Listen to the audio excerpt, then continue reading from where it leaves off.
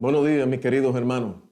Hoy, domingo 4 de abril, continuamos con nuestra segunda lección para este trimestre. El título para este trimestre es básicamente las promesas, el pacto eterno de Dios. Y hoy nos toca trabajar las nociones básicas del pacto. En este momento estamos entrando ya en aguas profundas para entender lo que significa este pacto de Dios con nosotros. Pero antes vamos a buscar la presencia de nuestro Señor para que nos dé la sabiduría en el entendimiento de esta lección.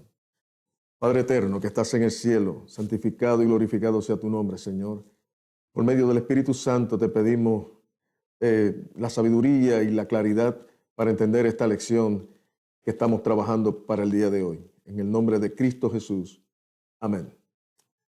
Mis hermanos, es un placer nuevamente estar con ustedes. Hoy vamos a trabajar básicamente lo que son las nociones del pacto. Ya hemos estudiado en la primera lección de esta semana que acaba de culminar la caída. O sea, cómo Dios nos crea, cómo Dios nos da todo lo que necesitamos, cómo nos da un mandamiento a seguir y cómo nosotros echamos por la borda ese estatuto y la ordenanza de nuestro Dios al negar el mandamiento. Pero Dios nos dio una esperanza. Nos dio una esperanza al hablar sobre la simiente que vendría por nosotros en lo que llamé la primera promesa del Evangelio, nuestra primera noticia buena de redención por medio de nuestro Señor Jesucristo. Pero hoy a lo que venimos es para hablar básicamente las nociones del pacto. ¿Cómo se comienza a trabajar ese pacto? Dije en la ocasión anterior que un pacto, en una definición coloquial, era el acuerdo entre una o dos personas, ¿verdad? Obligadas a cumplir unas condiciones, ¿no? Unas obligaciones. Y ese básicamente fue el significado de lo que es pacto, para entenderlo de manera un poco más clara y sencilla. Pero en esta lección, dando el primer versículo que nos habla, dice, y pondré mi pacto entre mí y tú, y te multiplicaré en gran manera. Eso se encuentra en Génesis 17:2. Vuelvo y repito, y pondré mi pacto entre mí y te multiplicaré en gran manera. Pero en la palabra pacto, en este versículo, en el original, básicamente es la palabra berit. Y la palabra berit, según la encontramos en el folleto, se puede traducir como testamento o mi última voluntad. Última voluntad o testamento. Es lo que realmente ha querido Dios para nosotros. Es la condición para nosotros ser redimidos del pecado. A través del tiempo, Dios ha trabajado de esa manera. Esta lección de esta semana es de manera para entrar de manera rápida y fácil sobre los pactos que ha tenido nuestro Señor. Ya vimos el pacto la semana pasada, ¿verdad?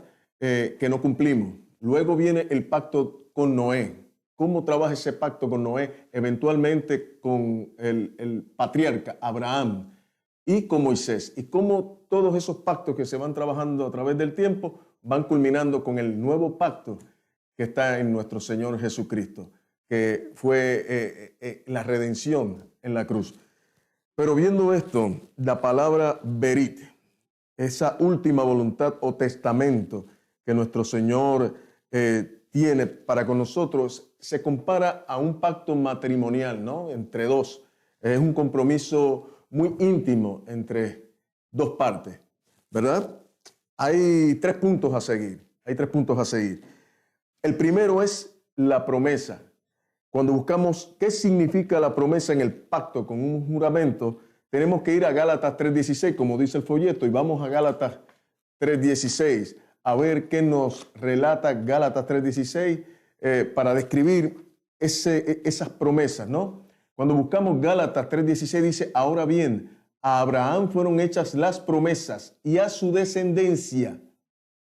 No dice y a los descendientes, en plural, ¿no? Como si hablara de muchos, sino como de uno. En este caso, la promesa es a la descendencia, a un grupo, específico, a un pueblo. No habla de descendientes individuales, ¿no? Cada cual por su lado. Habla de un pueblo, algo recogido. El segundo punto, el compromiso. El compromiso del pacto era la obediencia a la voluntad de Dios según lo expresan los 10 mandamientos. Para eso, vamos a Deuteronomio 4:13. ¿Qué nos dice Deuteronomios 4:13 para entonces poder comprender este segundo punto del compromiso? Dice la palabra de Dios, y Él os anunció un pacto, o su pacto, el cual os mandó a poner por obra. Los 10 mandamientos los escribió en 2 tablas de piedra. En este sentido, vemos que el compromiso del pacto era la obediencia. ¿Y cómo Dios dio ese compromiso? Pues lo dice el texto. Nos dio 10 mandamientos que son eternos, que no podemos confundirlos con decretos y ordenanzas humanas escritas, ¿no? Estos 10 mandamientos en 2 tablas de piedra estuvieron dentro del arca, no al lado como los libros de Moisés, que tanto se confunden en estos tiempos. Ahí está el segundo punto, que es el compromiso. Y entonces, para poder cumplir eso, nos habla el tercer punto del medio. ¿Qué medio utiliza nuestro Padre para poder encaminarnos a ese pacto? Vamos entonces a Isaías 42:1. ¿Qué nos dice Isaías 42:1 en ese sentido? Vamos allá. Isaías 42:1 dice, este es mi siervo, yo lo sostendré, mi escogido, en quien mi alma tiene contentamiento. He puesto sobre él mi espíritu y él traerá justicia a las naciones. El tercer punto, el medio. El medio es nuestro Cordero de Dios que quita el pecado del mundo, nuestro Señor Jesucristo. Él lo pondrá por justicia a las naciones. Ese es el medio para nosotros poder cumplir el pacto, ¿no? que nos trae de manera clara este folleto para el día de hoy. 3 puntos, como un matrimonio. Está la promesa, está el compromiso y está el medio. Ya lo hemos visto. Hay una manera aquí de ver las cosas, ¿no? Esto podemos trabajarlo como cuando en el templo, ¿no? En el tabernáculo se cumplían los ritos, los rituales para purificación de pecados, ¿no? Había lo que llamamos la promesa de que seríamos redimidos por ese pacto, ¿no? En aquel momento del ritual de los sacrificios. El compromiso de nosotros entonces tratar de andar en el camino recto. Y el medio en ese momento ritual que era el sacrificio, el cordero inmolado, ¿no? Y que en este caso representa a nuestro Señor Jesucristo. Voy a leerles rápidamente para ir culminando. Directamente del folleto dice que aunque hay pactos entre personas, el uso principal de la palabra berit, como lo vimos, en la Biblia hebrea se refiere a la relación entre Dios y la humanidad. Y hay algo aquí bien detallado que dice, considerando quién es Dios y quiénes somos nosotros en comparación con Él, nos deja con una pregunta que nos sirve como punta de lanza, nos sirve como pie forzado para entonces continuar con las lecciones subsiguientes de la semana. Y es esta pregunta y con eso los dejo. ¿Qué tipo de relación representaría ese pacto entre Dios y nosotros?